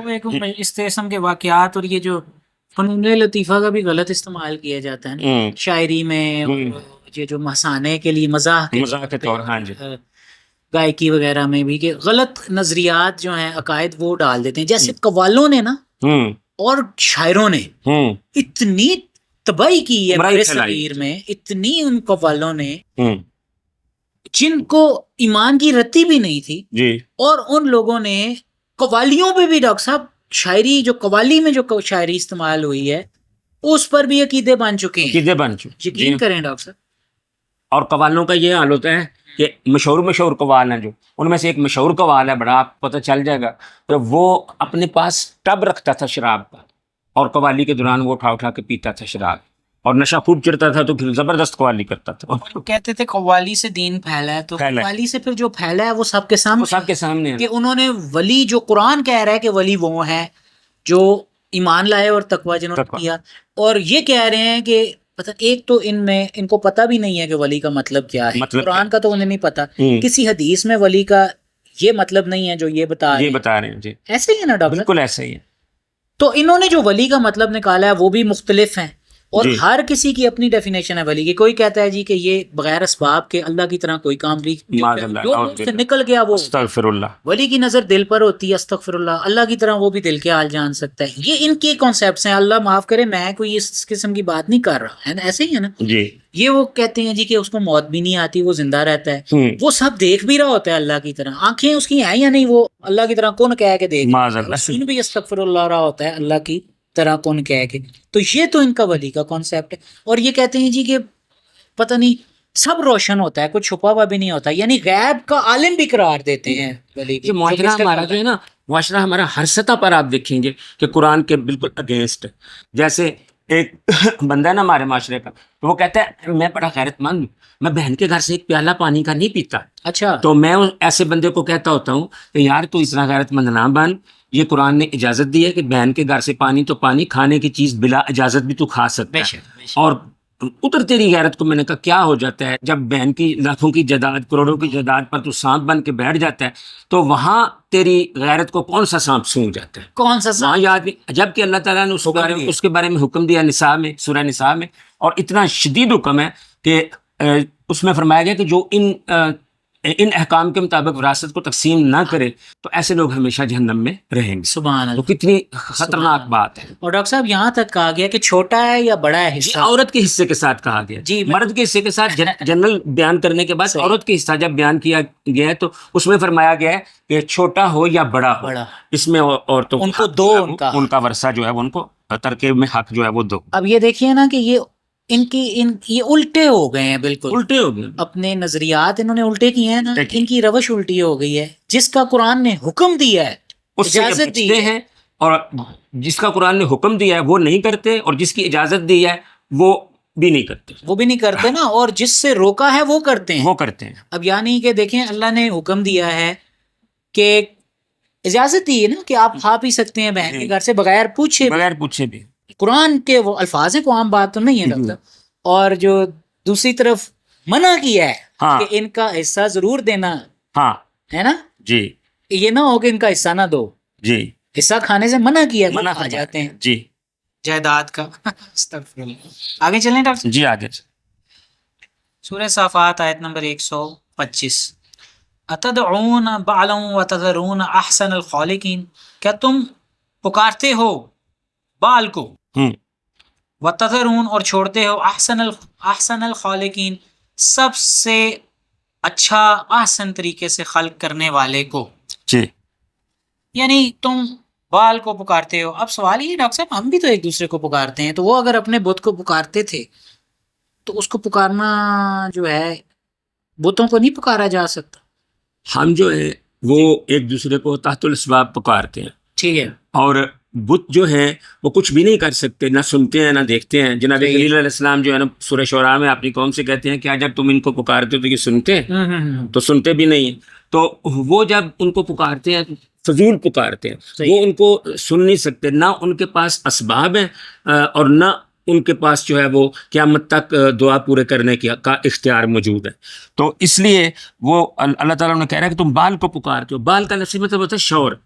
اور یہ جو ہے نا آج بھی آپ دیکھیں کہ ہمارے گاؤں میں ایک مزار تھا، تو اس مزار کے بارے میں جو ہے وہ ڈھولکی رکھی جاتی تھی اور خاص دنوں میں، اور گانے گاتے تھے. پوچھتے تھے کیا ہو رہا تھا؟ کہتے بابے رن دی شادی ہو رہی، تو شادی کرتے ہیں ان کی، تو شور کی جگہ پہ رکھتے ہیں انہیں. اور دوسری بات یہ کہ جب ان کی شادی کرتے ہیں اسی لیے ان کا جو سال میں جو وہ منانے والا مناتے ہیں نا، تو عرس مناتے ہیں. عرس کا مطلب بھی شادی ہوتا ہے، عرس دلہن کو کہا جاتا ہے. تو عرس کا مطلب بھی جو ہے شادی ہوتا ہے. تو ان کی اور ان لوگوں کی ملتی جلتی جو ہے نا وہ عادات ہیں اور ملتے جلتے ان کا کلچر ہے. یہاں کہتے ہیں کہ کیا تو اللہ جناب الیاس علیہ السلام ان سے پوچھ رہے ہیں کیا تم بال کو جو کہ ایک بت ہے اسے پکارتے ہو اور چھوڑتے ہو خالقین کے احسن کو. یہاں پہ ایک بات بتائی جا رہی ہے کہ بال تو خود جو ہے وہ خالق کسی طرح بھی نہیں، تم اس کے مجازی خالق ہو. مجازی طور پر خالق کہا گیا ہے، بنایا ہے۔ جیسے مسیح علیہ السلام سورہ آل عمران میں ان کا قول حکایت فرمایا اللہ تعالیٰ نے، وہ فرماتے ہیں کہ انی اخلق لکم، میں تمہارے لیے گھڑتا ہوں کہیئۃ الطیر، جیسے کہ پرندے کی شکل ہو، اخلق لکم من الطین کہیئۃ الطیر، میں تمہارے لیے مٹی سے ایک پرندے کی سی شکل جو ہے وہ خلق کرتا ہوں۔ تو خلق کرنے کا یہ مطلب بھی ہوتا ہے، لیکن اللہ جو ہے وہ خالق، وہ تکوینی خالق ہے، اور اللہ کے علاوہ جتنے بھی اپنے آپ کو خالق مجازی طور پر کہنے والے ہیں وہ اسباب کے محتاج ہیں، وہ اسباب کے تحت خلق کریں گے، اسباب کے بغیر وہ خلق نہیں کر سکتے۔ اور یہ صرف اللہ تعالیٰ ہے کہ جس کے لیے ہم جو ہے وہ خالق کا لفظ تکویناً استعمال کر سکتے ہیں۔ اور یہاں پہ جو بڑے جو ہے نا عیار اور مکار قسم کے لوگ، وہ کہتے ہیں اس آیت سے پتہ چلا کہ خالق اور بھی بہت سے ہیں، اور لیکن اللہ جو ہے سب سے اچھا خالق۔ کس آیت سے ڈاکٹر صاحب؟ یہ احسن الخالقین سے، 125 نمبر، جی 125 نمبر سے۔ حالانکہ یہاں دیکھنا ایک یہ بھی بات دیکھنی ہے کہ یہاں پہ اللہ نے احسن الخالقین جو فرمایا ہے اپنے آپ کو، تو اس میں آسنیت کا معیار کیا ہے؟ تو آسنیت کا معیار یہی ہے کہ اللہ خالق حقیقی ہے، باقی سب جو ہیں مجازی ہیں۔ اللہ بلا اسباب خالق ہے، باقی سب اگر خالق کبھی مجازن کہلائے بھی جاتے ہیں، تو جیسے کمار کو ہم کہتے ہیں کہ اپنے برتنوں کا خالق ہے، جیسے ایک شاعر کو کہتے ہیں کہ اس نظم کا خالق ہے، وہ مجازی اعتبار سے ہوتا ہے اور وہ تحت الاسباب ہوتا ہے۔ یعنی کہ اور جو بھی کوئی چیز خلق کرے گا یا کسی چیز کی تخلیق کرے گا تو وہ اللہ کے دیے ہوئے اسباب کے تحت رہ کے کر سکے گا، جی، وہ محتاج ہے اسباب کا، اسباب کا، وہ کن کہہ کر یا بلا اسباب وہ جی، کوئی خلق نہیں کر سکتا، اللہ ہی ہے کہ جو بلا اسباب جو ہے وہ خلق اور کرے۔ اس بات پر کہ صرف اللہ ہی خالق ہے، اس کے لیے میں نے کچھ آیات یہاں ریلیٹ کی ہیں۔ تو سورہ انعام کی 106 نمبر آیت ہے، ذالکم اللہ ربکم لا الہ الا ہو خالق کل شیء فاعبدوہ وہو علی کل شیء وکیل، واہ واہ، کہ یہ ہے اللہ رب تمہارا، کوئی سچا معبود نہیں سوا اس کے، خالق ہے ہر شے کا، بس اسی کی عبادت کرو، اور وہ ہے تمام ہر چیز پر وکیل ہے، ہر چیز پر نگہبان ہے۔ سبحان اللہ۔ اس کے علاوہ میں نے سورہ رعد کی 16 نمبر آیت جو ہے وہ اس سے کی ہے۔ یہ جو ہے نا بڑی فائدے کی باتیں ہوتی ہیں، بعض اوقات ان کی ضرورت پڑ اس میں جاتی تو ہے۔ کوئی شک نہیں۔ سورہ رعد کی 16 نمبر آیت، ویسے ہی تو نہیں میں نے فرمائش کی ہوئی آپ جی، سے آیات ریلیٹ کرنے۔ جی، تو سورہ رعد کی 16 نمبر آیت ہے، یہ ہے، اس میں اللہ تعالیٰ فرما رہا ہے، لمبی آیت ہے، اس میں فرما رہا ہے ام جعلوا للہ شرکاء خلقوا کخلقہ فتشابہ الخلق علیہم، سبحان اللہ۔ کیا جنہیں یہ اللہ کے سوا پکار رہے ہیں جو انہیں اللہ کے شریک بنا رکھے ہیں، انہوں نے کچھ خلق کر دیا ہے اس کی خلقت جیسا، اللہ کی تخلیق جیسا، تو اس لیے جو خالق کا معاملہ ہے، خلق کا معاملہ ہے، ان پر مشتبہ ہو گیا ہے۔ قل اللہ ہو، کہتے کہ اللہ ہی ہے خالق کل شیء، ہر شے کا خالق، وہو الواحد القہار، اور وہ اکیلا ہے خوب غلبے والا ہے۔ اور رازقین کا بھی لفظ ہے، رازقین کا بھی اسی طرح ہے، اسی طرح کا، وہ بھی اس کا بھی یہی مفہوم ہے۔ یعنی کہ دیکھیں نا یہاں پہ یہ بات اس لیے ضروری تھی کہ ریلیٹ کی جائے، اس کو مجازی طور پہ بھی ریلیٹ کیا جائے، کیونکہ لوگ جو ہیں وہ ایسا کر رہے تھے کہ عام خلق کرنے والوں کو اللہ کی طرح خلق کرنے والا سمجھ قرار دے رہے تھے۔ اور اس میں ایک سورہ فاطر کی آیت میں نے کی ہوئی ہے، بہت خوبصورت آیت ہے، یا ایھا الناس اذکروا نعمت اللہ علیکم هل من خالق غیر اللہ یرزقکم من السماء والارض لا الہ الا ہو فانا تؤفکون۔ اے لوگو یاد کرو اپنے اوپر اللہ کی نعمت کو، کیا اللہ کے علاوہ کوئی خالق ہے جو تمہیں آسمان اور زمین سے رزق دیتا ہو؟ کوئی سچا معبود نہیں ہے سوا اس کے، بس کہاں تم بہکائے جاتے۔ سبحان اللہ۔ تو یہ سورہ صافات کی 125 نمبر آیت میں جو احسن الخالقین آیا ہے کہ خلق کرنے والوں میں سے، تخلیق یا پیدا کرنے والوں میں سے سب سے اچھا رب ہے، تو اس میں اللہ ایک ہی ہے جو خلق فرمانے والا ہے۔ اسی کے حوالے سے آیات یہاں پہ ریلیٹ کی گئی ہیں، اور وہاں سے آپ یہ دیکھ سکتے ہیں۔ اور باقی جتنے بھی خالق جن کو کہا جا سکتا ہے تو وہ بلا اسباب کچھ خلق نہیں کر سکتے، وہ اسباب کے تحت یعنی محتاج ہیں اسباب کے، ان کے پاس اسباب ہوں گے تو وہ خلق کریں گے۔ اللہ جو ہے وہ کن فرما کر بلا اسباب تخلیق کر سکتا ہے جو بھی چاہتا ہے۔ جی، سورہ صافات آیت نمبر 126، اللہ ربکم و رب آبائکم الاولین۔ تو ڈاکٹر صاحب بات ہو رہی ہے کہ حضرت الیاس یا دوسرا نام جو ان کا آیا حضرت الیاس علیہ السلام، وہ اپنی قوم سے کچھ سوال کر رہے ہیں، کیا تقوی نہ کرو گے؟ جس کو بال کو جو پکارتے ہو تو اس کو تم پکارنا نہ چھوڑو گے اور چھوڑ دو گے؟ چھوڑتے ہو، ہاں، یعنی رب کو چھوڑنا یعنی کہ یہاں سے یہ پتہ چلتا ہے کہ جو پکار ہے نا غیر اللہ کی وہ ایسے ہی جیسے رب کو چھوڑنا ہے جی. تو وہ پھر اللہ فرما رہا ہے کہ انہوں نے کہا کہ اللہ ہے تمہارا رب اور تمہارے آباء و اجداد کا رب اللہ کو پہلے. یہ جو ہے نا اللہ ہاں اس کا مطلب ہے چھوڑتے ہو تم جو پیچھے کہا گیا نا اچھا دعا کرتے ہو تم تو چھوڑتے ہو تم احسن الخالقین کو یعنی اپنے رب اللہ کو اللہ ہاں ہے نا مفعول بنا رہا ہے نا زبر جو ہے میں سمجھ گیا میں تبھی جی مجھے یہ لگ رہا تھا کہ اس کا شاید پیچھے سے تعلق ہو لیکن غور نہیں کیا میں نے. اللہ ربا رب کو تم تمہارے اپنے رب کو چھوڑتے ہو اور اپنے آبا پہلے جو آبا گزرے اور رب کو اپنے پہلے آبا کے یعنی اللہ کو جو تمہارا رب ہے اور تمہارے پہلے آبا کا بھی رب ہے اسے تم چھوڑتے.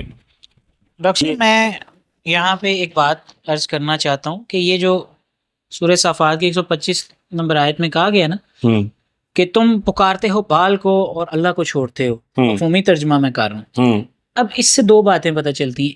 ایک تو یہ کہ کیا پکارنا جو ہے وہ حرام تو نہیں ہے، تو یہاں کس پکار کو حرام کہا جا رہا ہے؟ ایک منٹ ڈاکٹر صاحب میری کائنڈلی کمپلیٹ ہونے دیں پلیز بات.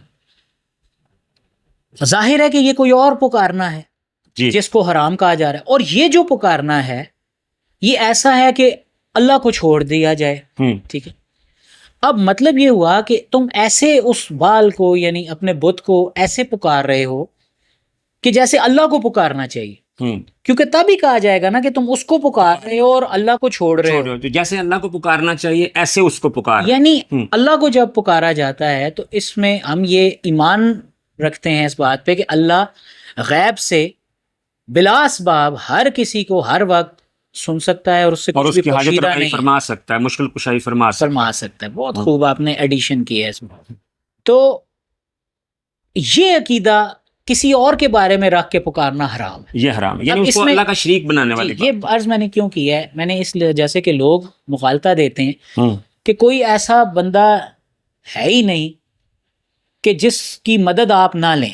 جی یعنی ایک دوسرے کی مدد لینی پڑتی ہے. کوئی یہ کہے کہ میں اللہ کی مدد لیتا ہوں، میں اللہ سے مدد مانگتا ہوں اور کسی سے نہیں مانگتا، تو یہ تو غلط بات ہے. ہم ہر جگہ پہ اوروں سے بھی مدد مانگتے ہیں. تو یہ مغالطہ وہ لوگ دیتے ہیں ڈاکٹر صاحب کہ اللہ کی مدد اور انسانوں کی مدد کو ایک جیسا قرار دے دیں. انسان اسباب کے تحت رہ کے مدد کرے گا، اگر اسباب کے تحت رہ کے اسے کو مدد چاہیے وہ تو حلال ہے، وہ تو ٹھیک جائز ہے. اور لیکن اگر اسباب سے مبرہ ہو کہ جیسے اللہ کن فرما کے مدد فرما سکتا ہے، ایسے کسی شخص سے مانگی جائے کہ جو اسباب نہیں رکھتا اور اس سے عقیدہ رکھا جائے کہ وہ مدد کرے گا، تو یہ حرام ہے نا. لیکن یہ دونوں طرح کی مدد علیحدہ علیحدہ جو مدد کے مفاہیم ہیں ان کو اکٹھا کر کے تو کہتے ہیں کہ ہر کسی کو پکارنا جو ہے مدد کے لیے وہ جائز. اللہ کے یہ غلط بات، یہ مطلب قیاس مال فارق کرتے ہیں. اب میں آپ کو یہ جو ہے نا وہ اگر کہوں کہ میرے پاس ایک باغ ہے، اس میں کچھ میں نے پھلدار پودے اگانے ہیں، تو آپ مجھے میری مدد کریں گے اس میں، تو آپ مجھے لا دیں اور بو دیں، مجھے بونے کا پتہ نہیں، تو آپ اس میں میری مدد کر سکتے ہیں. لیکن اگر میں آپ کو یہ کہوں کہ اب آپ ایسا کریں، اللہ کے پہنچے ہوئے ولی ہیں آپ، تو اب ان کو میرے باغ کے پودوں کو پھل بھی ذرا زیادہ لگا. ولی وہ جو یہ کہتے ہیں تو ڈاکٹر صاحب سب کو ولی بننے کا حکم ہے. ان کا ولی جو ہے نا وہ یونس کی 62 طرح سے. اچھا پھر تو میں کیا استغفر اللہ، اگر میں آپ کو کہوں کہ آپ اس کے پھل بھی لگا دیں، آپ نیک آدمی ہیں، تو یہ شرک ہوگا. ہاں، یا پھر آپ مجھے ایسا مردہ کوئی پودا یا بیج دیں اور اس سے یہ کہیں کہ یار اس کو اگا زندہ کر دو. تو یہ آپ نے بہت خوبصورت طریقے سے بتایا کہ دو طرح سے مدد مانگی جا سکتی ہے. ایک مدد خاص اللہ سے ہے جی، جو کہ بلا اسباب ہے، وہ نہیں کہ جیسے اللہ فرماتا ہے نا کہ جو بیج تم بوتے ہو اس میں سے پودا تم اگاتے ہو کہ ہم اگاتے ہیں. اور آپس میں پکارنا اور ہے، اور اللہ کو جس طرح پکارا جانا چاہیے ویسے کسی اور کو پکارنا اور ہے. یہ دونوں جو ہے نا دونوں طرح کی مدد کو اکٹھا کر کے نا ڈاکٹر صاحب یہ لوگوں کو مغالطہ دیتے ہیں کہ یہ دیکھو نا یہ تو فضول بات ہے. جی آپ ادھر چلے جائیں اسنبدال اور وہاں جا کے بغیر موبائل کے مجھے پکاریں اور سمجھے کہ میں سن رہا ہوں اور میں آپ کی مدد کروں گا، تو یہ غیب سے پکارنا ہے، اور یہ وہ دعا ہے جو اللہ کے علاوہ کسی سے نہیں کی جا سکتی. صحیح ہے، صحیح. بڑا آپ نے نام لے لی ہے شہر کا. سورہ صافات آیت نمبر 127. فَكَذَّبُوهُ، پس جھٹلایا انہوں نے اسے، فَإِنَّهُمْ لَمُحْضَرُونَ، پس یقیناً وہ ضرور حاضر کیے گئے ہوں گے. یعنی قیامت کو انہیں جہنم میں حاضر کیا جائے گا. سبحان اللہ. یا پھر ڈاکٹر صاحب یہاں سے سوال کے لیے بھی حاضر کرنا مراد ہے نا، یہ بھی ہو سکتا ہے، جی ہے نا. جی جی تو یہاں پہ بات یہ ہو رہی ہے کہ الیاسین جو تھے علیہ السلام، ان کو جھٹلا دیا تھا ان کی قوم نے. تو اللہ فرما رہا ہے کہ پاس جو جھٹلانے والے ہیں نا، وہ تو ان کو ہم حاضر کریں گے اور پھر ان سے پوچھیں گے بھی اور جہنم میں بھی ڈالیں گے، عذاب بھی ہوگا. اگلی آیت میں اللہ فرما رہا ہے الا عباد اللہ المخلصین، سوا اللہ کے خالص کیے گئے بندوں. یہاں پہ سوا کا مطلب جو ہے نا مفہوم یہ ہوتا ہے کہ مگر ایسا نہیں ہوگا کہ ہم مخلص بندوں کو عذاب کی جگہ پہ حاضر کریں، یعنی مگر اللہ کے جو بندے ہیں خالص کیے گئے وہ نہیں ہوں، وہ نہیں ہوں. ہم ساتھوں کو ادھر حاضر کریں گے جنہوں نے اسے جھٹلایا، یعنی وہاں اللہ کے ہمارے خالص کیے گئے بندے جو ہیں وہ نہیں ہوں. بالکل ٹھیک ہے، یعنی کہ ان کو وہ حاضر کیے گئے نہ ہوں، یہ مراد ہے نا. جی جی جی. سورہ صافات آیت نمبر 129. وَتَرَكْنَا عَلَيْهِ فِي الْآخِرِينَ، اور چھوڑا ہم نے اس پر، یعنی اس کی سنت پر بعد والوں میں. یہ بھی وہی بات ہے کہ کچھ عرصہ جب ان کی شریعت جو ہے ویلڈ رہی تو اس شریعت کے مطابق لوگ عمل کرتے رہے اور ان کو الیاس علیہ السلام کے جو ہے وہ طریقے پر اللہ نے چھوڑ دی. جی. سورہ صافات آیت نمبر 130، 131 اور 132. سلام علی الیاسین، سلام ہو الیاسین پر. یہ الیاس علیہ السلام کا دوسرا نام جو آیا ہے یہاں پہ قرآن مجید میں نا، الیاس اور الیاسین. جی. انا کذالک نجزی المحسنین، اسی طرح سے ہم جزا دیتے ہیں نیک لوگوں کو. انہ من عبادنا المؤمنین، یقیناً وہ ہمارے مومن بندوں میں سے تھا. پیچھے تقوی کی بات آ رہی ہے نا کہ جناب الیاس علیہ السلام اپنی قوم سے کہتے ہیں کہ الا تتقون، کیا تقوی نہیں کرو گے؟ تو یہاں پہ محسنین جو ہے نا وہ اس کا ذکر ہے، تو اس کو آپ یہ بھی سمجھ سکتے ہیں کہ اسی طرح ہم تقوی والوں کو نجات دیں. کیا بات، کیونکہ محسنین اور متقین ایک ہی معنی میں اور مخلصین جو ہے ہاں جی وہ بھی دیکھ لیں آپ. جی. مخلصین بھی یعنی جنہوں نے اپنے تقوی کو خالص کیا، خالص ہو گئے لوگ. ہاں جی. اور محسنین بھی ہو گئے. جی. تو یہ جو ہے نا ڈاکٹر صاحب، یہ پیٹرن ہے سورہ صافات کا، 3 آیات کا نا، جن میں سلامتی اور پھر ہوتی ہے، محسنین والا ذکر آتا ہے، پھر مومنین والا آتا ہے، سلامتی ہوتی ہے یہاں پر، اور پھر نیک لوگوں پر اللہ فرماتے اسی طرح سے ہم جزا دیتے ہیں، اور پھر اللہ کی طرف سے سند آتی ہے ان لوگوں کے لیے کہ وہ سچے مومن انبیاء کے حوالے سے. یہ ایک بڑا خوبصورت پیٹرن ہے، دل کرتا ہے اس کو بار بار پڑھنے.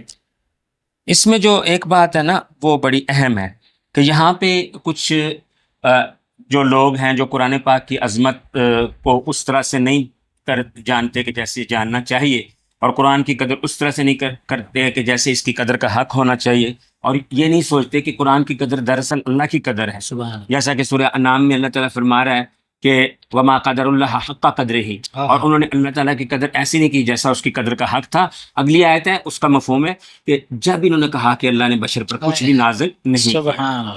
تو یہ جو بات ہے کہ اللہ تعالیٰ جو الیاسین جو لفظ الیاسین، اس کے بارے ان لوگوں نے کہا کہ جو قرآن کی جو ہے نا وہ عظمت کو نہیں جانتے، انہوں نے کہا کہ یہ اصل میں تھا آل یاسین.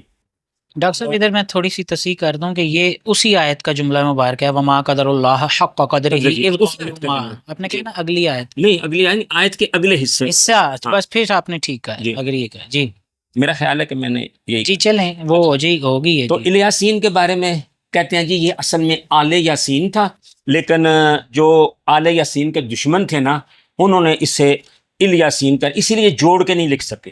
جیسے الیاس میں الف لام اور یہ جو ہے جوڑا ہوا ہے، الف لام اور یا جوڑا ہوا ہے، لیکن یہاں الیاسین میں جو ہے نا وہ جوڑ نہیں سکے. لیکن اس کے لیے میں نے قرآن پاک سے کچھ مقامات ایسے جو ہے وہ پیش کیے ہیں کہ جہاں پہ کوئی لفظ جوڑ کے نہیں لکھا گیا، جس میں فرقان کی 7 نمبر آیت ہے، سورہ فرقان 7 نمبر آیت. تو یہ بڑی ضروری بات تھی جو میں. فرقان کا نمبر کیا ہے؟ 25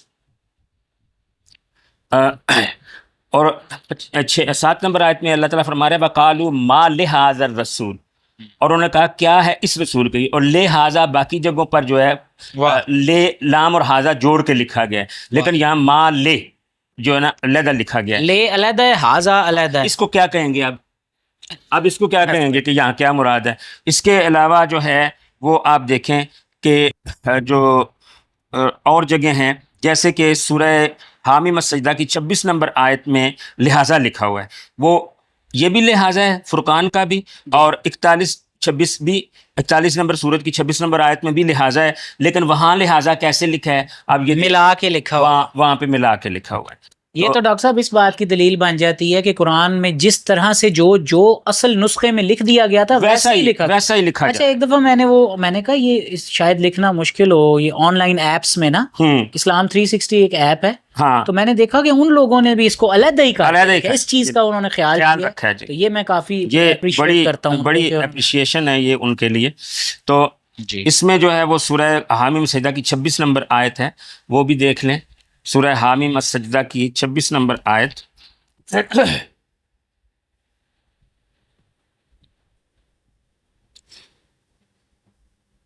وقال الذین کفروا لا تسمعوا لہذا القرآن، یہاں پہ لہذا جو ہے جوڑ کے لکھا، ٹھیک ہے۔ اور اس کے علاوہ یہ جو الیاسین اور الیاس کو علیحدہ علیحدہ سمجھتے ہیں، اس میں سورہ طور میں شروع میں ہم دیکھتے ہیں کہ آیا ہے وَالطُّورِ، قسم طور کی 52 نمبر صورت میں، اور سورہ مومنون میں جو ہے وہ آیا ہے طور سینا، تو اس میں اس کا یہ نام آیا۔ اور سورہ جو 3 اس تناظر میں ہے کہ ایک سے زیادہ نام ایک چیز کے ہو سکتے ہیں، تو سورہ جو 95 نمبر صورت ہے سورہ 3، اس میں طور سینین آئے، تو یہ 3 نام طور کے جو ہیں وہ قرآن میں لیے گئے۔ اچھا اس میں یہ دلیل کہ یہاں الیاسین سے مراد حضرت الیاس علیہ السلام ہے، میں اس کی یہ دلیل دیتا ہوں کہ ایک آیت چھوڑ کے آگے کہا جا رہا ہے انہو من عبادنا المؤمنین، بے شک وہ ہمارے مومن بندوں میں سے تھا، اور یہاں پہ اگر الیاسین جمع ہوتا تو ادھر کہنا تھا کہ انہم من عبادنا المؤمنین، تو ایسا تو نہیں ہو سکتا۔ اور یہ ڈاکٹر صاحب میں تو ایسے لوگ اگر مجھ سے کوئی بات کریں نا کہ یہ ایسا تھا اور کسی نے چینج کر لیا، استغفر اللہ، اس کا سیدھا سا مطلب یہ ہے کہ وہ اللہ تعریف قرآن کے قائل ہیں اور اللہ کی حفاظت کا پیرا، کوئی یقین نہیں، اور انہوں نے تڑوا دیا استغفر۔ تو جس نے ایک آیت کا انکار کر دیا تو سورہ مائدہ کی 44 کے مطابق تو اس نے تو کفر کر دیا۔ آیت نمبر 44 سورہ مائدہ کی یہ کہہ رہی ہے کہ جس نے اس کے مطابق فیصلہ نہ کیا اور جس نے آیت ہی کو بدل ڈالا وہ تو اس سے بھی بڑا مہاکافر ہوگا۔ بے شک اور اسی طرح کی بات میں اللہ فرماتا ہے نا لعنت اللہ علی الکاذبین، ہاں جی، تو جس پہ قرآن لعنت کر رہا ہے اس پہ ہم بھی لعنت کریں، جس کو قرآن کافر کہہ رہے ہیں ہم تو اس کو کافر کہیں گے۔ ہم فرقے کی بنیاد پہ جو لوگ ایک دوسرے کو کافر کہتے ہیں، ہم اس طرح سے کسی کو بھی کافر نہیں کہتے۔ بے شک۔ اب ڈاکٹر صاحب آگے لوط علیہ السلام کا ایسا ہی ذکر ہے جیسا پہلے ہوا ہے نا جی، باقی انبیاء کا جس طرح سے ایک پیٹرن ہے ڈاکٹر صاحب، خوبصورت سا پیٹرن۔ سورہ صافات آیت نمبر 133 وَإِنَّ لُوطًا لَّمِنَ الْمُرْسَلِينَ، سورہ صافات آیت نمبر 133 وَإِنَّ لُوطًا لَّمِنَ الْمُرْسَلِينَ، اور یقیناً لوط ضرور بھیجے گئوں میں سے ہے۔ ٹھیک ہے ڈاکٹر صاحب جی، یعنی لوط علیہ السلام یہ بھی اللہ کے بھیجے گئے ہیں، رسول ہیں اللہ کے۔ اس کے ساتھ میں نے ریلیٹ کیا ہے جی، اس آیت کے ساتھ میں نے ریلیٹ کیا ہے سورہ اعراف کی 80 سے 84 نمبر آیت تک۔ سورہ اعراف کی 80 سے 84 نمبر آیت جو ہے وہ آپ دیکھ لیں، یہ ہے جی، اس کا میں ترجمہ صرف کیے دیتا ہوں۔ اور لوط کو بھی ہم نے بھیجا جب اس نے اپنی قوم سے کہا کہ کیا تم ایسی فحاشی کے ساتھ آتے ہو جس پر تم میں سبقت نہیں لی جہانوں میں سے کسی نے، یعنی اس سے پہلے جس نے ایسا کام نہیں کیا، اور اس سے پہلے ایسا کام نہیں کیا 29 نمبر سورت کی 29 نمبر آیت اس کی وضاحت بھی کر دیتی ہے کہ اس سے پہلے ایسا کام نہیں کیا، کیونکہ 29 نمبر سورت کی 29 نمبر آیت سورہ عنکبوت کی آیت میں فرمایا جا رہا ہے کہ تم اپنی مجلسوں میں ظاہر بظاہر دیکھتے ہوئے ایک دوسرے کو یہ گندا کام کرتے ہیں، تو ایسا کسی نے پہلے نہیں کیا۔ بے شک تم ضرور آتے ہو مردوں کے پاس شہوت کے ساتھ عورتوں کو چھوڑ کے، بلکہ تم ایک حد سے بڑی ہوئی قوم ہو۔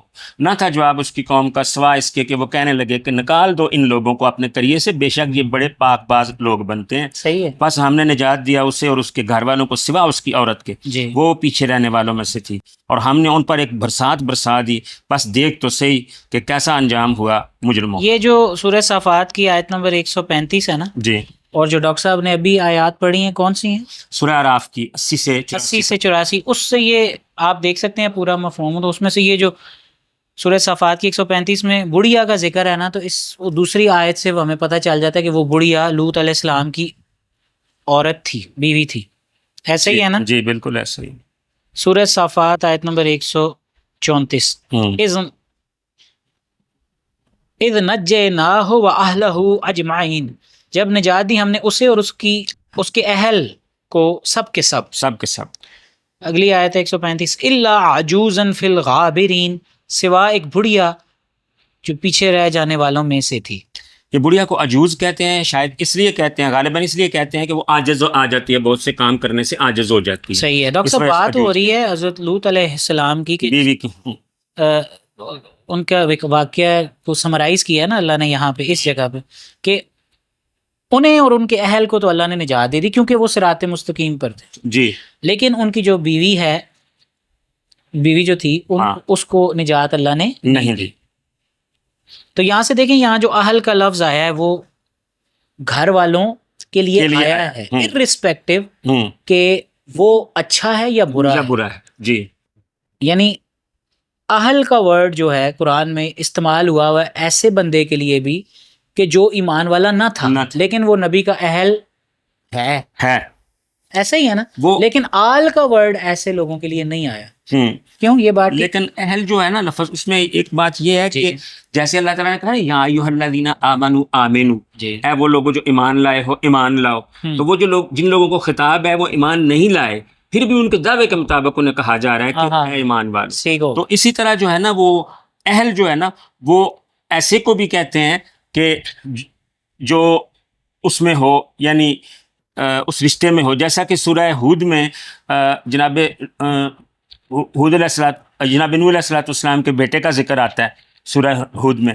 تو اس بیٹے کے بارے میں جو ہے وہ کہتے ہیں اس بیٹے کے بارے میں کہتے ہیں جناب نوح علیہ السلام آیت نمبر 45 میں سورہ ہود کی، اور ندا دی نوح نے اپنے رب کو، پس کہنے لگا میرے رب بے شک میرا بیٹا میرے اہل میں سے ہے، اور بے شک وعدہ تیرا حق ہے، اور تو سب حاکموں سے بہتر حاکم، یہ سب فیصلہ کرنے والوں سے بہترین فیصلہ کرنے والا ہے. اللہ نے فرمایا کہ اے نوح بے شک وہ ہرگز تیرے اہل میں سے نہیں ہے، ٹھیک ہے، بے شک وہ ایک غیر صالح عمل ہے، یعنی مجسم برائی ہے. بس مجھ سے سوال نہ کر جس کا تجھے علم نہیں ہے، بے شک میں تجھے نصیحت کرتا ہوں کہ تو جاہلوں میں سے، تو نادان لوگوں میں سے نہ ہو جانا، ان تکونا من الجاہلین. اور ایک اور جگہ پہ ہم سورہ ابراہیم میں پڑھتے ہیں کہ اہل کون ہوتا ہے. جو سورہ ابراہیم میں جناب ابراہیم علیہ السلام جو ہیں وہ کیا فرماتے ہیں کہ بے شک مجھ سے وہ ہے، فمن تبعنی فانہ منی، بس جس نے میری اتباع کی تو بے شک وہ مجھ سے ہے. تو یہ جو ہے نا بظاہر جو ہیں وہ ہوتے ہیں یہ لوگ اہل میں سے، لیکن حقیقت اگر دیکھی جائے تو وہ فکری طور پر ان کے اہل میں سے نہیں ہوتے. ڈاکٹر صاحب یہ وہی بات ہے نا، اللہ فرماتا ہے نبی تیرے پاس آتے ہیں اور کہتے ہیں کہ تو اللہ کا رسول، اللہ خوب جانتا ہے کہ تو اللہ کا رسول، لیکن یہ جھوٹ بول. تو کہنے کو تو بہت اچھی منہ سے تو وہ ایمان والے ہیں، ہاں، لیکن ایکچولی نہیں ہے. یعنی وہ جو کہہ رہے ہیں نا کہ ہم گواہی دے رہے ہیں، دراصل وہ گواہی نہیں دے رہے. بے شک اسی طرح سے اہل تو ہیں دنیاوی طور پہ، لیکن دینی طور پہ وہ اہل نہیں ہے. جی بالکل، یعنی صحیح معنوں میں اہل وہ نہیں ہے، صرف لوگوں کے لیے وہ اہل ہیں. تو یہ دو طرح کی اہلیت یہاں سے ظاہر ہوتی ہے دونوں آیات، ایک حقیقی اہلیت، ایک مجازی اہلیت. اور اس میں جو ہے نا جناب لوط علیہ السلام کی جو بیوی کا ذکر آیا نا قرآن پاک میں بہت مرتبہ آیا، اور اس کا سب سے دلچسپ ذکر جو ہے وہ ہمیں ملتا ہے سورہ تحریم میں، کہ اللہ تعالیٰ فرماتا ہے کہ اللہ نے مثال دی ہے برے لوگوں پر نوح کی عورت کی اور لوط کی عورت کی. یہ دونوں تھیں ہمارے دو نیک بندوں کے ماتحت، بس ان دونوں نے ان دونوں سے خیانت کی، بس یہ دونوں ان کے کچھ بھی کام نہ آئے اللہ کے مقابلے میں، اور کہا گیا داخل ہو جاؤ آگ میں ساتھ داخل ہونے والوں کے. مطلب اس سے آپ کیا عرض کرنا چاہ رہے ہیں؟ میں یہ عرض کرنا چاہ رہا ہوں کہ اس میں جو ہے نا لوط علیہ السلام کی بیوی کا جو مثال دی ہے ہمارے لیے، وہ دی ہے کہ کسی سے جو رشتہ ہوتا ہے نا، کسی عظیم آدمی سے جو رشتہ ہوتا ہے اولاد کا یا مطلب نسب یا سبب کا، کسی طرح کا بھی رشتہ ہوتا ہے، اس سے کچھ حاصل ہونے والا نہیں ہے جب تک کہ ایمان اور اپنا عمل جو ہے وہ انسان کا جو ہے وہ میٹر کرے گا واہ اور وہ گنا جائے گا، جس طرح کہ اللہ نے فرمایا وا اللہ یسأل الانسان الا ما سعى، اور ہرگز انسان کے لیے وہ کچھ نہیں ہے کہ جس کی اس نے کوشش نہیں کی۔ ہاں جی آگے جی۔ یہ کیا سے نہیں تھا، یہ کیا انسان کے لیے وہ کچھ نہیں، ایک اس قسم کا بھی مفہوم اللہ آیا یسأل الانسان الا ما سعى، ہاں ایسا کیا ہرگز نہیں ہے انسان کے لیے وہ نہیں یہ میں بتاتا ہوں، وہ اللہ یسأل الانسان ہے وہ اور ہرگز نہیں ہے انسان کے لیے، اور یہ کہ نہیں ہے انسان کے لیے الا مگر ما سعى، جو اس انسان نے کوشش کی، یعنی انسان نے جیسی کوشش کی ہے اس کو وہی ایسا ہی بدلا، ویسا ہی بدلا، یہ مراد ہے۔ یہ مراد ہے۔ سورہ صافات آیت نمبر 136 ثم دمرنا آخرین، سوری غلط ہو آخرین، ہوں، ثم دمرنا الآخرین، پھر تباہی ڈال دی ہم نے دوسروں پر، ان کے علاوہ لوگوں پر۔ یعنی لوط علیہ السلام کا ذکر ہو رہا ہے کہ ان کو اور ان کے گھر والوں کو نجات دی، مگر اس بڑھیا جو ایک تھی ان کی بیوی وہ پیچھے رہنے والوں میں سے تھی، اور باقیوں پر پھر تباہی ڈال۔ اس کا مطلب ہے ڈاکٹر صاحب کوئی بھی نہیں ایمان لایا تھا اور قوم میں سے، اور سب مر گئے تھے۔ ہاں یہی بظاہر لگتا ہے کہ ان کی قوم میں جو ہے، بظاہر کیسے ڈاکٹر صاحب، یہ سمپل سامنے لکھا ہوا ہے، ہاں جی، بظاہر ہی ہوگا پھر بظاہر ظاہر جو ہے، لیکن بظاہر ہم جس معنی استعمال کرتے ہیں نا وہ ہم یہ کرتے ہیں کہ مطلب ظاہری طور پہ لگ رہا ہے لیکن حقیقت میں نہیں ہے، لیکن یہاں تو صاف لکھا ہوا ہے کہ باقیوں کو اللہ نے تباہ کر دیا۔ تو لوط علیہ السلام کی قوم کا پھر کوئی اور نہیں ایمان لایا، اور نہیں ایمان لائے، وہ تھے اور چند ان کے اہل تھے بالکل جو ایسے، ایمان لائے تھے، بالکل یہ ہے ایسے۔ نا ڈاکٹر صاحب؟ ہاں جی، اچھا آگے، ڈاکٹر صاحب ایک اور بات اس میں امپورٹنٹ ہے کہ یہاں نجات والوں کا ذکر ہو رہا تھا کہ لوط علیہ السلام کو ان کے اہل کو نجات دی، ٹھیک ہے نا، اور پھر یہ ہے کہ آگے یہ بھی تو ہو سکتا ہے نا کہ مگر نجات ایک بڑھیا کو نہیں دی جو پیچھے رہ جانے، ہاں جی، یہ ضروری تو نہیں اہل کے لیے مگر آ رہا ہو، نہیں اہل کے لیے آ رہا ہے نا کہ ان کے اہل کو نجات دی سوائے ایک بڑھیا کے جو پیچھے رہنے والے تھے، یہ اہل سے بظاہر تھی نا بڑھیا، بظاہر تھی، ٹھیک ہے، اچھا ہی ہے۔ سورہ صافات آیت نمبر 137 صافات آیت نمبر 137 وَإِنَّكُمْ لَتَمُرُّونَ عَلَيْهِمْ مُصْبِحِينَ، اور یقیناً تم ہو کہ ضرور گزرتے ہو تم ان پر صبح پانے والے ہوتے ہو، یعنی جب تم جاتے ہو شام کی طرف تجارت کرنے ٹھیک ہے، تو راستے میں تمہیں پتہ ہے کہ یہ لوط علیہ السلام کے کھنڈرات ہیں قوم کے، اور یہاں پہ لوط علیہ السلام کی قوم جو ہے وہ تباہ ہوئی تھی، اور کبھی کبھی دن کو تم وہاں سے گزرتے ہو۔ یہ اس وقت جو نبی کریم صلی اللہ علیہ وسلم جن لوگوں کو یہ قرآن مجید سنا رہے تھے جی، تو وہ چونکہ اس طرف جاتے تھے لوط علیہ السلام کی بستی کی طرف سے گزرتے، تو یہ ان کو ریئلائز کروایا جا رہا ہے کہ تم صبح میں ٹریول کرتے ہو تو دیکھو وہاں کیا حالات، بستی کو دیکھا ہے کیسے تباہ ہوئی تھی، مطلب ڈاکٹر صاحب اس وقت بھی اس وقت بھی اس کے اثرات ہیں، آج بھی ہیں، آج بھی ہیں اس کے اثرات۔ ڈاکٹر صاحب ویسے میرا بھی دل کرتا ہے بندہ دیکھے اور عبرت حاصل کرے۔ آپ نے ایک جگہ دیکھی ہے، لیکن آپ کو جب دیکھ رہے تھے وہ جگہ تو آپ کو پتہ نہیں ہے کہ اس جگہ عذاب آیا تھا، وہ جگہ جہاں پہ مزدلفہ کا ختم ہو رہا ہے، سرحد ختم ہو رہی ہے اور آگے مینا کی شروع ہو جاتی ہے، اور وہ جو چھوٹی سی مزدلفہ کی سرحد ہے نا، چھوٹا سا علاقہ ہے مزدلفہ کا، ٹھیک ہے، ادھر ابرہا جو تھا نا، اچھا وہاں لشکر تباہ ہوا تھا۔ کیا بات ہے ڈاکٹر صاحب، کیا بات ہے۔ اب وہ جو میں نے قرآن نے جو ہمیں کہانی سنائی ہے نا اعلیٰ ترین سچی، ابراہ والی فیل، سورہ فیل میں جی، اب میں نے میرے ذہن میں اس کا ایک تصویری خاکہ آ گیا، کیونکہ مجھے پتہ ہے نا حرم کا ریفرنس مجھے پتہ ہے، اللہ کا شکر ہے، اور وہ جو علاقہ ہے مجھے سمجھ آ رہی ہے کہ وہ کس طرف سے آ رہا تھا اور اس کا وہ کیا تھا، کیونکہ ان دو ڈاٹس اگر ہمیں مل جائیں نا تو ہمیں ڈائریکشن پتہ چل جاتی ہے، ویکٹر کی نا ڈائریکشن، تو مجھے سمجھ آ گیا کہ ایک ڈاٹ وہ ہے اور کعبے کی طرف اس کا رخ تھا، تو وہ کس طرف سے آ رہا تھا۔ بہت اچھا آپ نے ڈاکٹر صاحب، ماشاء اللہ۔ اچھا، سورہ صافات آیت نمبر 128 وَبِاللَّيْلِ أَفَلَا تَعْقِلُونَ، اور رات کو بھی، یعنی یہ گزرتے اور رات کو بھی گزرتے، یہ ان لوگوں کو کہا جا رہا ہے کہ جو نبی صلی اللہ علیہ وسلم جن کو یہ آ رہے تھے قرآن مجید، جو اس وقت سارے ہی تھے، مشرکین بھی تھے، صحابہ بھی تھے، سارے ہی تھے، سب تجارت بھی کرتے ہوں گے یا ویسے جاتے ہوں گے، کہ لوط علیہ السلام کی بستیوں سے تم صبحوں کو بھی اور رات کو بھی گزرتے ہو، کیا تو تم عقل سے کام نہیں لیتے؟ ڈاکٹر صاحب اس پہ آپ نے بڑی زبردست بات کی تھی کہ آثار قدیمہ سے عبرت حاصل کرنی چاہیے، وہ جو کوٹ کی تھی آپ نے ایک بار، وہ اس ان کلچر آیات کو جو بیان فرمایا گیا ہے نا کہ ان آیات کو، تو اس کا مقصد یہ ہے کہ وہاں جا کے عبرت حاصل کریں ان کو دیکھ کے. لیکن یہاں کیا کرتے ہیں لوگ کہ ان کو سیرگاہ بنا دیا ہوا ہے اور وہاں جا کے انجوائے کرتے ہیں.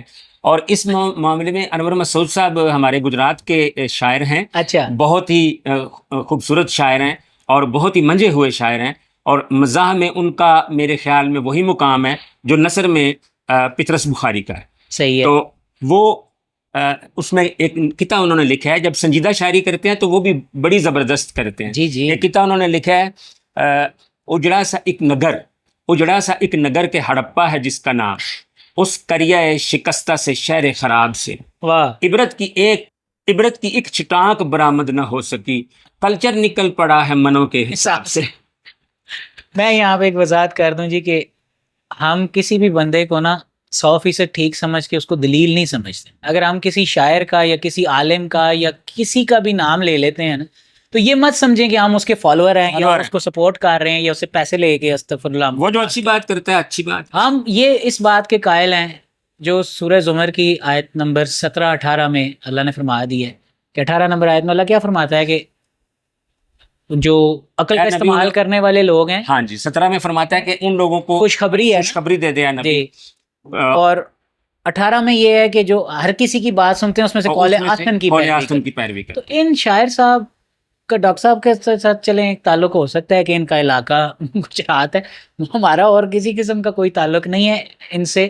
نہ ہم ان کی پیروی کرتے ہیں، نہ ان کو سپورٹ کرنا چاہتے ہیں. ان کی بات کو ضرور سپورٹ کر رہے ہیں کیونکہ یہ بات جو ہے نا ہماری زبان میں اس چیز کو بڑے اچھے طریقے سے سمجھا رہی ہے جی کہ اللہ فرماتا ہے قرآن میں کہ عبرت حاصل کرو، عقل سے کام لو جب بھی آثار قدیمہ کو دیکھو.